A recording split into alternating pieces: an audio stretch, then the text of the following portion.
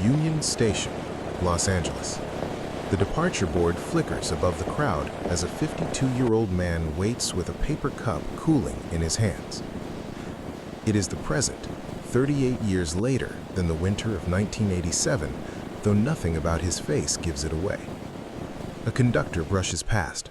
"You're blocking the line," she says. He steps aside. From his coat pocket slips a brass locker key stamped with a faded number. He freezes. The key wasn't there this morning. Across the hall, a stranger stops, staring at the key like it's a signal. The man closes his fist, heart ticking louder than the train's, realizing someone here knows exactly why that key exists. Welcome to our channel. Let's get started. Union Station has a way of breathing on its own. Not loud, not quiet, just a steady mix of footsteps, announcements, and the low hum of people going somewhere else. The man stands near track 9 with a paper cup warming his palms. The coffee inside is gone bitter. He hasn't noticed. He's 52 years old. He knows that because his knees remind him when he stands too long, and because birthdays now arrive without ceremony. Above him, the departure board flickers. Letters flip. Times change. A train he isn't on leaves anyway. It is the present moment. 38 years after the winter of 1987. He does not think about that year often. Not anymore. Time has smoothed it down, like a stone carried too long in a pocket. A conductor passes close enough that her sleeve brushes his arm. "You're blocking the line," she says. Her voice isn't unkind, just tired. "Oh, sorry," he says, stepping aside. When he moves, something slips from his coat pocket. Metal on tile. A short, sharp sound. He looks down. A brass locker key lies at his feet. Old, dull, stamped with a number that has been worn thin by years of touch. Not his touch, someone else's. He stares at it longer than makes sense. The key wasn't there this morning. He knows his pockets, always has. He bends slowly and picks it up. The metal is warmer than he expects, as if it's been held recently. His fingers close around it, and for a moment, he doesn't move. Around him, the station continues. A child laughs. A suitcase wheel clicks out of rhythm. Somewhere, a man coughs the way smokers do when they've promised to quit, and didn't. He tells himself the simplest explanation is usually the right one. He must have picked it up by mistake. Someone else's key. Dropped. Forgotten. These things happen. But the feeling doesn't leave. That quiet pressure behind the ribs. The sense of being slightly off balance. He looks up. Across the hall, near the lockers that haven't been used much in years, a man stands still. Mid-60s, maybe older. Coat too thin for the season. Hands folded like he doesn't know what to do with them anymore. Their eyes meet. The stranger isn't smiling. He isn't frowning either. He's looking at the key. Not at the man. At the key in his hand. The moment stretches, just long enough to feel intentional. The man with the coffee shifts his weight. His heart begins to tick louder, each beat distinct, as if it wants to be counted. The stranger takes a step forward, then stops. "You dropped something," the man says, holding the key up slightly. His voice sounds steadier than he feels. The stranger doesn't answer right away. He studies the man's face, slowly, carefully, like he's checking for changes. Then, without coming closer, without reaching out, the stranger speaks a single word. Not a name, just one word, soft, almost lost in the station noise. The man doesn't understand it. Not yet. Before he can ask what it means, the stranger nods once, turns, and walks into the moving crowd. He doesn't look back. The man stands there with the key clenched in his fist, coffee cooling completely now, realizing something he can't explain. Someone here knows exactly why that key exists, and whatever it unlocks has been waiting longer than he has. He doesn't follow the stranger. That surprises him later. But in the moment, it feels natural.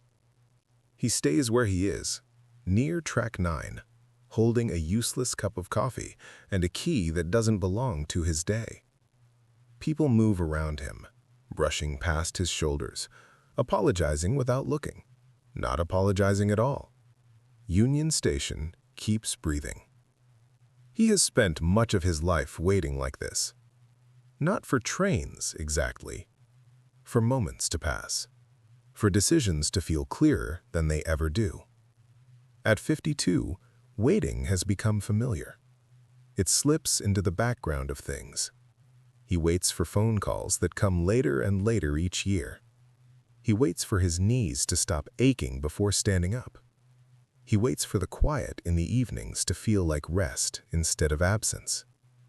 There was a marriage once, long enough to feel permanent while it lasted, short enough, in hindsight, to fit into a few sentences when people ask.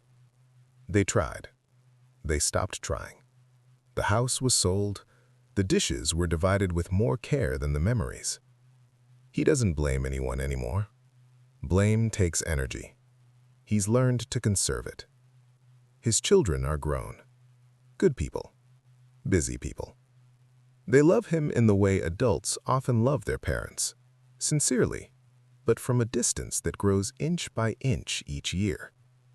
He hears about their lives in summaries, promotions, moves, plans that don't include him and don't need to. At night, he listens to the house settle. Pipes clicking. Wood expanding. Sounds you only notice when there's no one else breathing nearby. This is the man he became. Not unhappy. Not fulfilled. Just here. He looks again at the key in his hand. It feels heavier now, as if time has gathered inside it. He turns it over with his thumb, tracing the worn edges, the shallow number. He tries to remember the last time he touched something this old on purpose. A memory stirs. Not an image, just a sensation. Cold air. The smell of metal and oil. A feeling of being younger and more tired than he'd expected to be at that age. He shakes his head slightly, as if that will clear it. Overhead, a voice crackles through the station speakers. Attention passengers, the next departure for... The destination doesn't register. What does register is the date on the scrolling board nearby. Digital, unfeeling. Today's date. He does the math without meaning to. His mind still does that automatically. Always has. 38 years. The number lands differently now that it has weight. Now that it's attached to something he can hold. Something that wasn't supposed to survive that long. He slips the key into his pocket. More carefully this time. Pressing it flat against the lining like it might try to escape again. A thought surfaces. Quiet, but persistent. He hasn't been back there in decades. Not because it hurt. Not because it mattered. Because life didn't ask him to remember. The station announcement repeats, louder this time, pulling him back. A train is boarding. Not his train. He doesn't move. Instead, he turns his head slowly toward the lockers lining the far wall. Most of them are scratched, forgotten. Relics from a time when people trusted things to wait for them. His heart beats faster now. Not from fear, from recognition. Because standing there, with that key in his pocket, he realizes something unsettling. There are parts of his life he walked away from so completely that he never noticed they were still standing right where he left them. And one of them might be locked a few steps away. The cold comes back first. Not as a memory exactly, more like a sensation that moves through him without asking permission. The kind of cold that settles into the bones and stays there, even indoors, even when you tell yourself you're fine. He closes his eyes for a moment, and the station fades. Winter, 1987. He is younger then, Not young the way people mean when they're being kind, just younger, thinner. His hair still dark enough that no one comments on it. His back doesn't hurt yet. His confidence hasn't been worn down by repetition. It's late afternoon. The sky is already dim, the way it gets in winter when daylight gives up early. He's standing outside a bus station that smells of diesel and old coffee. The concrete is damp. Patches of snow cling to the edges where no one bothers to clear them. He has places to be, not important places, just the next place. That's how life feels then, one step after another, without much thought about where it's all going. Money is tight. Not dramatically, just enough that he's always doing quiet calculations in his head. Gas or groceries, this or that. He's learned how to look like he's not thinking about it. He's tired in a way sleep doesn't fix, working hours that don't add up to security, coming home to a room that still feels temporary no matter how long he's been there. The bus station doors slide open. A burst of warm air rushes out, carrying voices, laughter, irritation. People leaving, people arriving, everyone certain they're late for something. He steps inside. The floor is scuffed from decades of shoes. A vending machine hums loudly in the corner, stuck on a single note. He glances at the departure board, then at his watch. He has time. Not much. Enough. He leans against a pillar and exhales. That's when he notices how quiet it feels inside himself. Not peaceful, just empty. He doesn't know to be afraid of that yet. A woman passes by holding a child's hand, pulling him gently toward a bus. The child complains. The woman doesn't respond. She's focused. She has a destination. He watches them go, then looks away, embarrassed by the lingering. This is not a day he will remember, he thinks. It doesn't feel like one. Outside, the wind pushes against the glass doors, rattling them softly. Somewhere, a bus engine roars to life. A man argues with a clerk about a ticket price. Life happening in small, ordinary bursts. He adjusts his coat. It's not warm enough, but it will do. He is just about to leave the station, to step back into the cold and continue on with the shape of his life, when something catches his attention. Not dramatic, just off. Someone standing too still near the benches. A figure hunched slightly forward, as if the weight of the day has settled there and decided not to move on. He notices, then looks away. People mind their own business. That's how cities work. That's how you survive them. He takes 2 steps toward the exit, then stops. Not because of conscience, not because of instinct, because something about the stillness feels familiar, like a version of himself he doesn't have words for yet. He turns back, slowly. The figure hasn't moved, and in that small pause between noticing and walking away, he feels the shape of a decision forming, quiet and unimpressive, the kind that never announces itself as important. He doesn't know that yet. All he knows is that he's about to either keep walking or not. He stands there longer than he should. Not long enough for anyone to notice, just long enough for the moment to feel awkward. The kind of pause that makes you aware of your own body, your own hesitation. The person by the bench is a man, about his age, maybe a little older. It's hard to tell in winter, when coats hide everything that might explain someone. The man's hands are wrapped together, not for warmth exactly, but for something to do with them. His gaze stays low, fixed on the floor like it's safer there.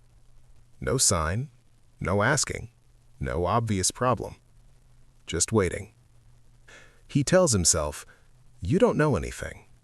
He tells himself, "It's none of your business." Both things are true. He takes 1 step closer anyway. The man looks up. His eyes are clear, tired, not desperate. That, somehow, makes it harder. "Bus delayed?" he asks. The question is practical, safe. It doesn't invite a story. The man nods once. Missed it, he says. His voice is flat, not upset, just stating a fact. There's a pause, the kind where either person could leave. He could say that's rough and walk away. He could nod and pretend he was never there. That's usually how these things end. Instead, he reaches into his pocket. He doesn't think about it, not really. His hand just knows where the folded bills are. Money he was planning to stretch, money already assigned to something else. He pulls out a small amount, not generous, not impressive. He holds it out. "For the next one," he says, "if it helps." The man looks at the bills, then at him. There's no smile, no relief, just a moment of calculation. "Okay," the man says. He takes the money carefully, like it might be taken back. "Thank you." That's it. No handshake, no names, no explanation. The exchange lasts maybe 10 seconds, long enough to happen, short enough to disappear. He nods once and steps back, already feeling slightly foolish, already filing the moment away as something he won't think about again. The man turns back toward the bench. The bills disappear into his coat. A bus announcement crackles overhead. People shift. Someone laughs too loudly. Life absorbs the moment instantly. He exits the station and steps into the cold. The wind hits his face, sharp and bracing. He pulls his coat tighter and keeps walking. Within minutes, the man by the bench is gone from his mind. Not intentionally, just naturally. The kindness doesn't feel like kindness. It feels like nothing at all. A reflex, a small adjustment to the day. By the time he gets home that night, the moment has already faded at the edges. It doesn't attach itself to guilt or pride. It doesn't demand meaning. It simply ends. Years later, he won't remember the man's face. He won't remember the sound of his voice. He won't even be certain it happened the way he thinks it did. All that will remain is a faint impression of cold air, a bus station, and the sense that on one unremarkable day, he did something he never expected to see again. Standing now in Union Station, decades later, with a brass key heavy in his pocket, he feels something tighten in his chest. Because the smallest decisions don't disappear. They just wait. Life has no interest in marking moments. It moves whether you pay attention or not, especially then. Especially when you're young enough to believe that what matters will announce itself. After that winter, his days stack up quietly. One job becomes another, a better title without much more money, a longer commute, a shorter temper by the end of the week. He learns how to look busy without feeling accomplished. The bus station never comes up again, not in conversation, not in thought. If someone had asked him years later whether he'd ever helped a stranger, he might have said yes or no. It wouldn't have felt important enough to be certain. He marries. They build a life that looks solid from the outside. Dinners at the table, arguments that stayed just under the surface. Compromises neither of them remembers agreeing to. Children arrive. Loud at first, then louder, then suddenly quiet in a different way. He learns to measure time by growth charts in school years, not by his own reflections. There's no room for memory when you're busy keeping people fed and safe. Loss arrives too, not all at once, in pieces. A father who grows smaller in a hospital bed, a mother who forgets words before she forgets faces. Friends who stop calling, not because of anger, but because lives drift the way rivers do when they're no longer forced together. He keeps moving. That's the thing about ordinary kindness. It doesn't come with instructions. There's no reminder set, no receipt. It sinks into the background of life, indistinguishable from 1,000 other moments that felt small at the time. Years pass. Decades. The world changes in ways he mostly watches from a distance. New machines, new phrases, new urgency everywhere. He adapts enough to get by, not enough to feel young again. By the time he turns 50, his days are quieter. The house echoes. The phone sits still more often than not. Evenings stretch. Sometimes, in those evenings, his mind wanders backward. Not to important moments, not to turning points, just to fragments. A sound, a smell, a feeling without a story attached. Cold air on his face, the hum of engines, the sense of standing still while everyone else moves. He never connects it to anything. There's nothing to connect it to. Until now. Back in Union Station, the key presses against his thigh through the lining of his coat. Each step he takes makes it shift slightly, reminding it it's there. He walks past the lockers once without stopping. Tells himself he's being foolish. Tells himself keys turn up all the time, that he's attaching meaning because he's tired, because he's alone, because memory likes to play tricks when you give it too much space. He makes it halfway to the exit before he stops. He turns around slowly, as if giving himself time to change his mind. The lockers stand against the wall, paint chipped, numbers uneven. Most are dark. A few are dented from years of careless use. He reaches into his pocket and takes out the key. It fits his hand too well. For the first time since it fell at his feet, a thought surfaces that he doesn't push away. What if something was left for me? Not because he earned it, not because he deserves it, just because someone remembered. He stands there, key in hand, feeling the weight of years that didn't pause for anything, not even the moments that mattered more than they ever knew. And before he can talk himself out of it, he steps toward the lockers and looks for a number that feels familiar without knowing why. The numbers aren't in order. They never are in places like this. Some are missing, some hang crooked. A few have been scratched so deeply they're barely legible anymore. The lockers look tired, like they've been holding things too long. He walks slowly, counting under his breath. Not because he's in a hurry, because slowing down feels safer. The station noise fades slightly as he moves closer to the wall. Not gone, just muted, like someone turned the world down a notch. His hand tightens around the key. He finds the number. It doesn't jump out at him. There's no recognition, no rush of memory. It's just there, waiting, the way it must have been for years. The lock is cold when he touches it, colder than the key. He hesitates, listening to his own breathing, suddenly aware of how loud it sounds in his ears. This is where disappointment usually lives, he thinks, in moments like this, when you expect meaning and find nothing. He slides the key into the lock. It fits. The sound it makes is small, a soft click, almost polite, as if it's been waiting for the right hand. He doesn't open it yet.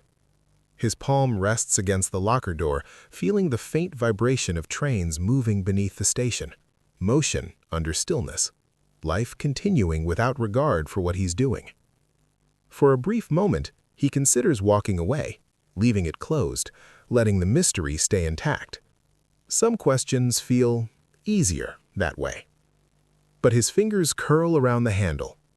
The door opens with a tired creak. Inside, the locker smells faintly of metal and dust. No light, just shadow. He leans closer, careful, like the contents might be fragile. There's a small canvas bag inside, worn, the straps frayed at the edges, the kind of bag someone keeps because replacing it never feels necessary. He lifts it out. It's heavier than it looks. He closes the locker door behind him, the sound echoing softly, final. The station seems to rush back in all at once. Announcements, footsteps, a distant laugh. He steps away from the lockers and finds an empty bench, sits down slowly. His knees complain. He ignores them. The bag rests in his lap. He doesn't open it right away. He runs his hand over the fabric instead, feeling the grain, the places where it's been folded the same way over and over again. Someone carried this for a long time. His throat tightens without warning.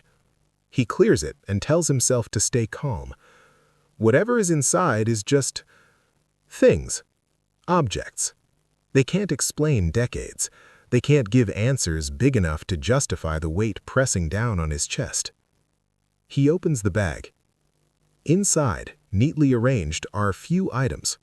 Nothing valuable, nothing that would make sense to anyone else.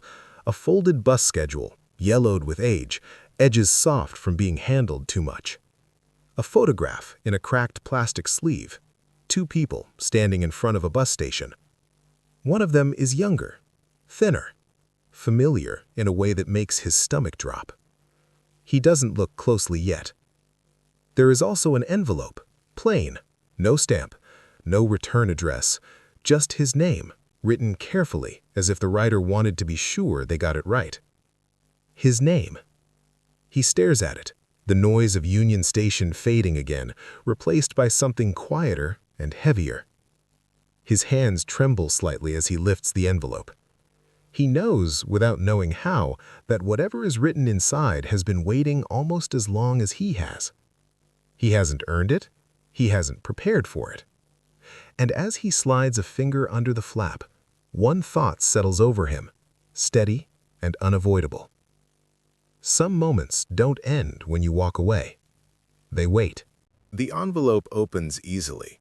The paper inside is thin, old, the kind that creases softly, already tired from being folded and unfolded too many times.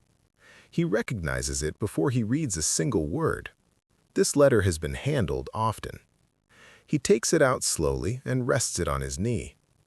For a moment, he only looks at the handwriting, careful, unhurried.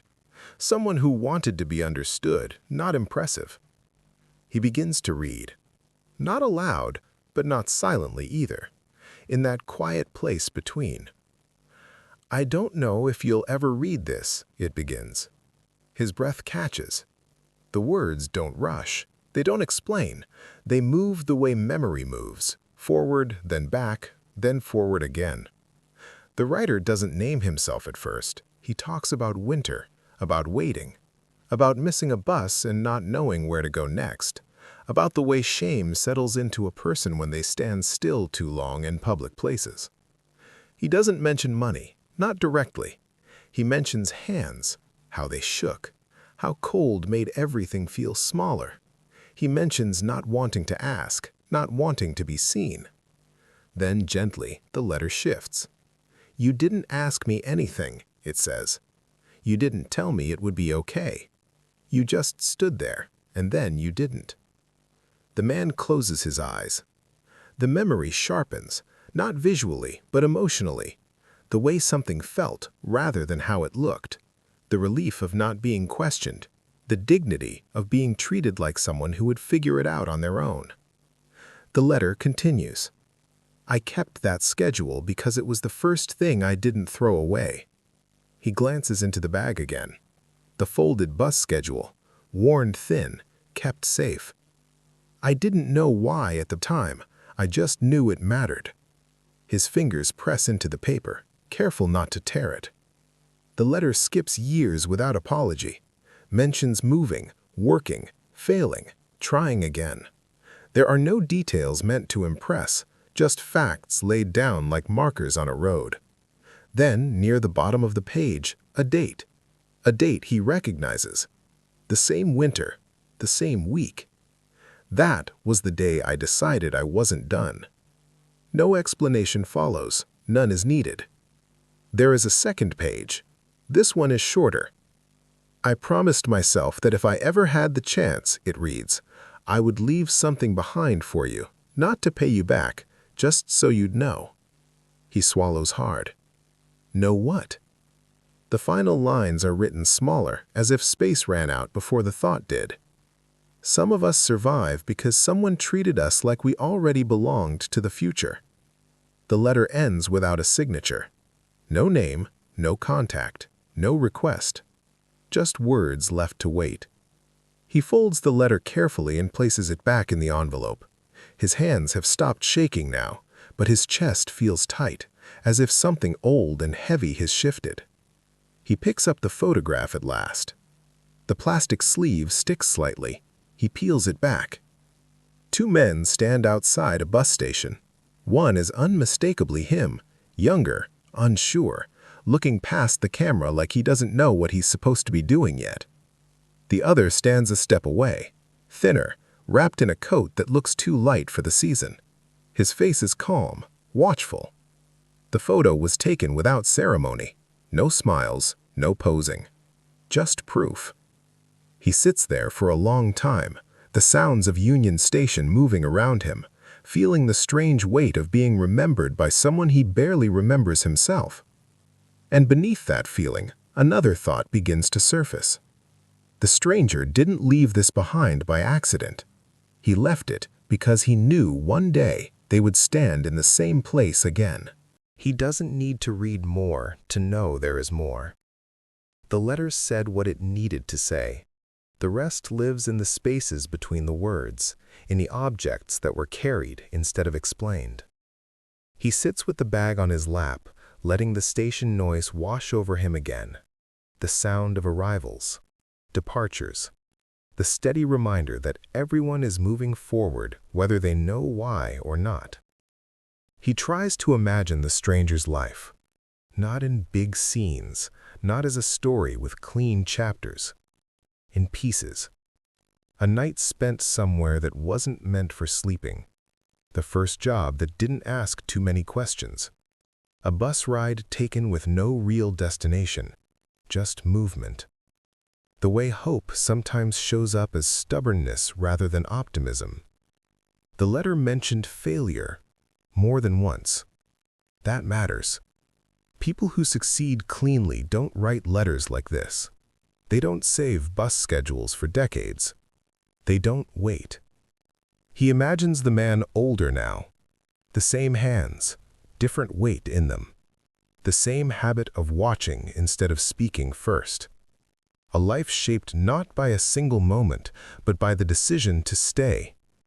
The kindness wasn't a rescue. That's clear. It didn't fix anything.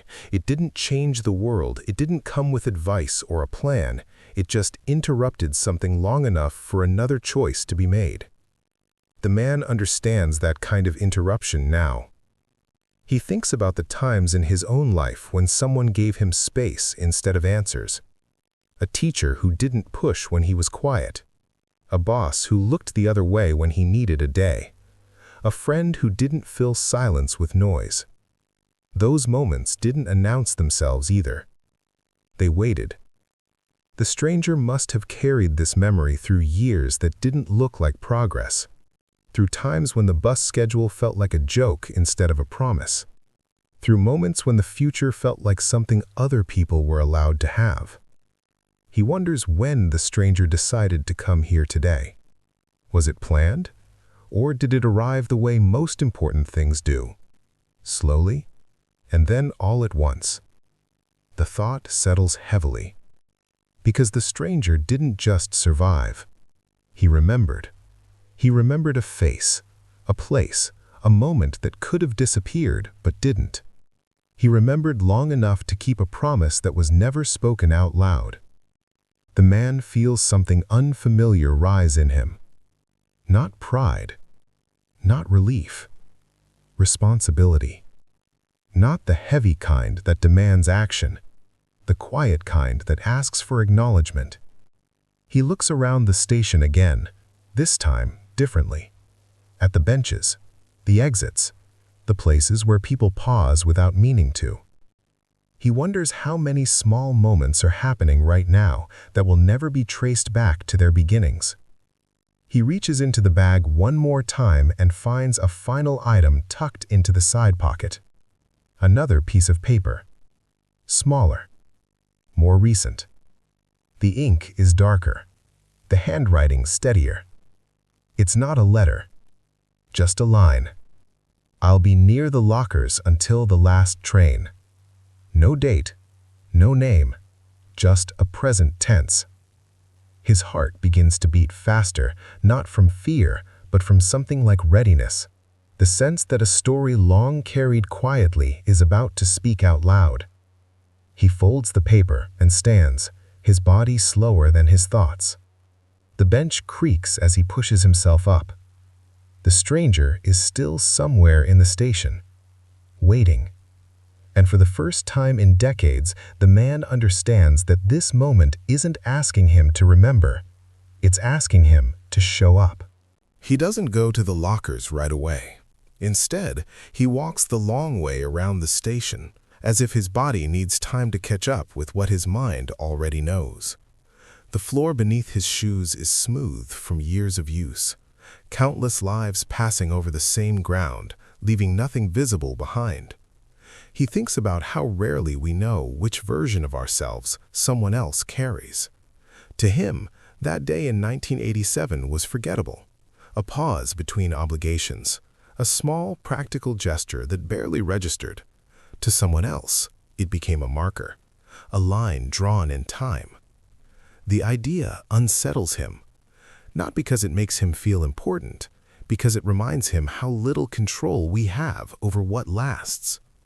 He passes a man sleeping on a bench, coat pulled up over his face, passes a woman pacing with her phone pressed to her ear, whispering urgently, passes a couple standing close, not touching, already practicing distance. He wonders who they will remember and why. The thought drifts, uninvited, to his own children, to what version of him they carry forward. The tired one, the quiet one, the one who showed up late and left early because work didn't care about birthdays? He hopes there's more than that. He reaches the lockers again and stops a few steps short. The bag is still heavy on his shoulder now, its weight different than before, not physical. He spots the stranger near the far end of the hall, standing exactly where he said he would be. The man looks older up close. The years show in the lines around his eyes, the careful way he stands, as if balance requires attention now. But his gaze is steady, grounded. He sees the man with the bag and nods once. No wave, no smile, just recognition. They stand a few feet apart, close enough to speak, far enough to retreat if needed. The man feels his throat tighten. He didn't prepare words. He doesn't know which ones would fit anyway. "I read it," he says finally. The stranger exhales, a long breath he seems to have been holding for years. "I wasn't sure you would," he replies. His voice is calm, worn, not apologetic. They fall into silence again, and this time it isn't uncomfortable. It's heavy, but it holds. The man looks at him, really looks, at the face that aged alongside his own on a different road, at the eyes that learned patience the hard way. "I didn't remember," he says, the truth landing between them without defense. "Not until today." The stranger nods, unsurprised. "I figured. That's usually how it goes." There is no bitterness in it, just acceptance. The man swallows. "I'm sorry." "For what?" the stranger asks gently. "For not knowing," he says. The stranger considers this for a moment. "You weren't supposed to," he says. "If you had been, it wouldn't have worked." That stopped him. Worked how? The stranger doesn't explain. Instead, he reaches into his coat and takes out a watch. Old, simple, scratched along the edge. He checks the time. "Last train's coming soon," he says.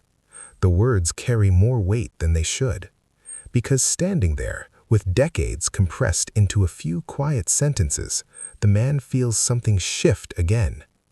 Being remembered isn't a gift, it's a responsibility, and he's not sure yet what it's asking of him. They don't sit down. Neither of them suggests it. Standing feels more honest, more temporary, as if acknowledging that whatever this is, it doesn't need to get comfortable.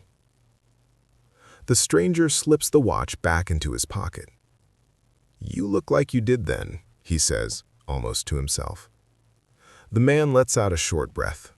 "I don't feel like I did." "That's all right," the stranger replies. "You weren't supposed to stay the same." There's no accusation in it, no nostalgia, just an observation. They shift slightly as a group of passengers passes between them, suitcases bumping, voices overlapping. When the space clears, they're still there, still facing each other. The man gestures faintly toward the lockers. "You kept all that," he says. The stranger nods. "Not always with me, but always somewhere I could find it." "For 38 years, the man says, the number sounding different out loud. 38, the stranger repeats, as if testing its weight. The man hesitates. There's something he's been circling since he opened the letter, a question that feels dangerous because it has no good answer.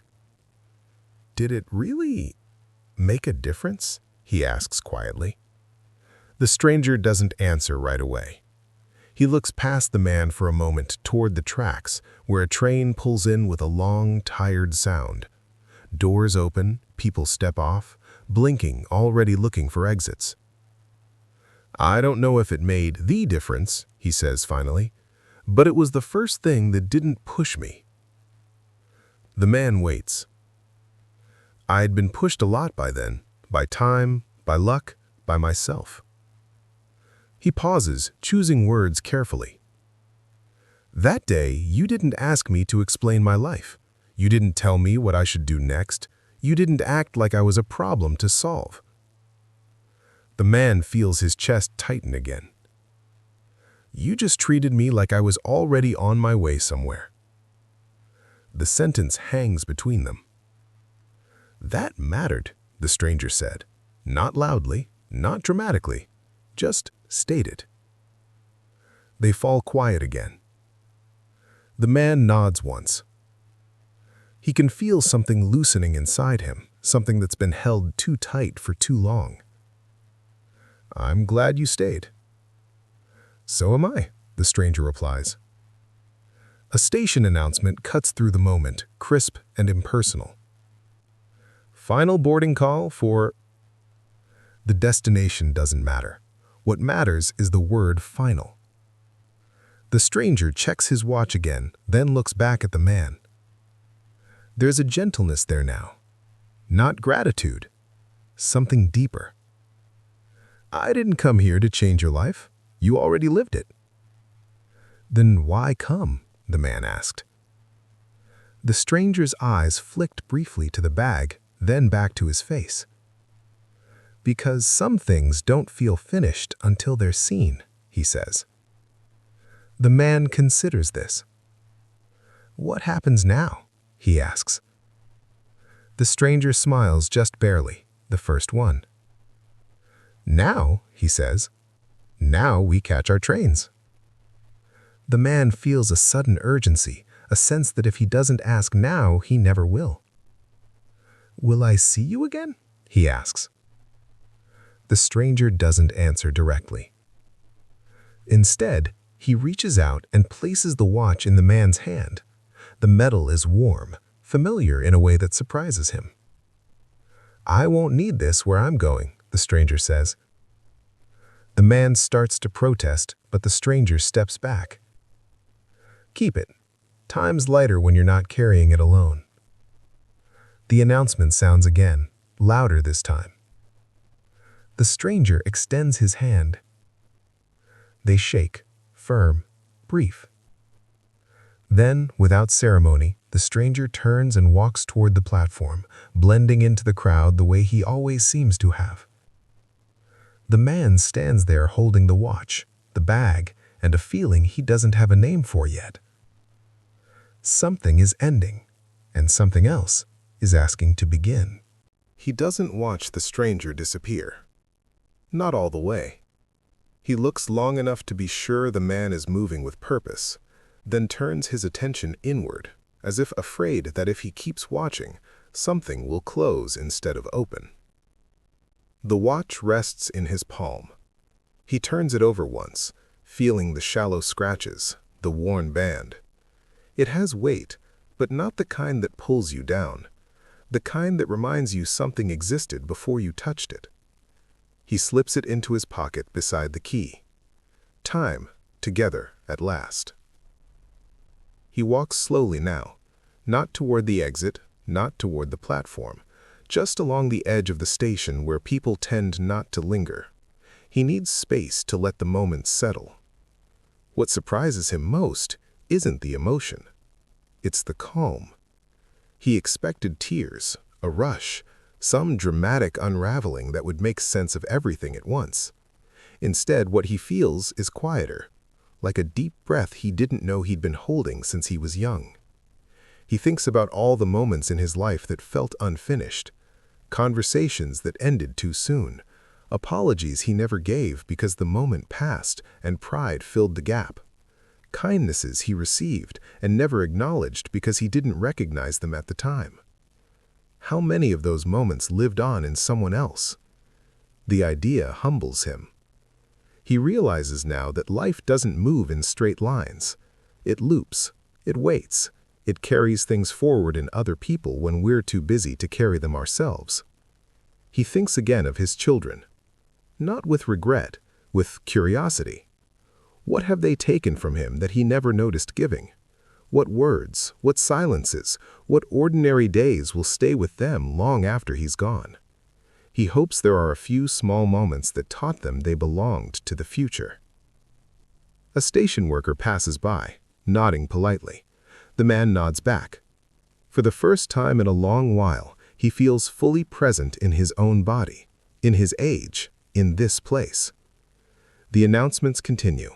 Trains arrive, trains leave. The world does not pause for realization. And yet, something inside him has shifted. He understands now that meaning is not something we assign. It's something other people discover, sometimes decades later, in moments we barely remember. The watch ticks softly in his pocket.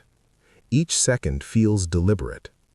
He stops near a trash bin and pulls the canvas bag from his shoulder. He looks inside once more. The schedule, the photograph, the letter. He considers keeping them forever, locking them away like proof of something sacred. Then he thinks of the stranger's words. Some things don't feel finished until they're seen. He folds the letter one last time, smoothing the creases gently. He places it back in the bag, then removes the photograph. He studies it again. 2 men, 1 moment, no idea what it would become.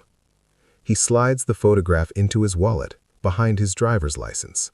Not hidden, just close. The rest he leaves in the bag. He ties the strap and sets it down near the lockers, where it belongs. Not as an offering, not as a monument, just as something left behind for the next moment to find. As he turns away, a thought settles in, steady and unexpected. Legacy isn't built, it happens. And most of the time, we never know when it starts. He checks the departure board. There is still 1 train left he could catch. The departure board flickers again. Times change. Platforms shift. A final call echoes through the station, carrying a note of urgency that no one quite believes until it's too late. He stands beneath it, hands in his coat pockets, feeling the familiar outline of the watch on one side, the photograph on the other. The key is still there too, resting flat now, no longer heavy. For a moment, he considers leaving the station altogether, walking out into the evening and letting this remain unfinished. There is comfort in not choosing. But the board updates once more. His train is still there, delayed. He smiles at that, just slightly. Some things, it seems, are willing to wait. He walks toward the platform at an unhurried pace, each step measured. Not because he's afraid of missing the train, but because he doesn't feel chased by time in the same way anymore. The platform smells of oil and metal, familiar, grounding. Passengers gather in small clusters. A woman hums softly to herself. A man reads the same paragraph of a newspaper over and over. No one is in a hurry. Everyone is. He finds an empty seat near the middle of the car and sits. The train door remains open, breathing warm air into the cool evening. He takes out the watch and checks the time. It's accurate. He thinks of the stranger, wherever he's headed now. Not with worry, with quiet acceptance. Some meetings are meant to be complete the moment they happen. The conductor steps onto the platform and calls out the final boarding notice. The doors begin to close. As they do, the man reaches into his pocket and feels the edge of the photograph. He doesn't take it out. He doesn't need to. He knows what it shows. 2 men, 1 winter. A moment that refused to disappear. The train lurches gently, then begins to move. The platform slides past the window. The lockers disappear from view. Union Station fades behind him. He leans back in his seat and closes his eyes, listening to the rhythm of the tracks. There is no rush to think, no need to explain anything to himself. The past doesn't feel heavy anymore. It feels settled.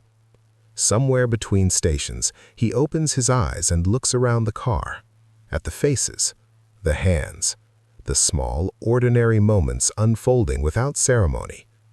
He wonders briefly which of these moments will last. Not in his life, in someone else's. The thought doesn't weigh on him. It comforts him. Because now he understands something he didn't for most of his years. We don't live to see the full shape of our lives. We live to move through them. The train carries him forward, steady and sure, into whatever comes next. And far behind him, in a place people pass through without looking, a small canvas bag waits quietly, holding proof that even the smallest moments know how to endure.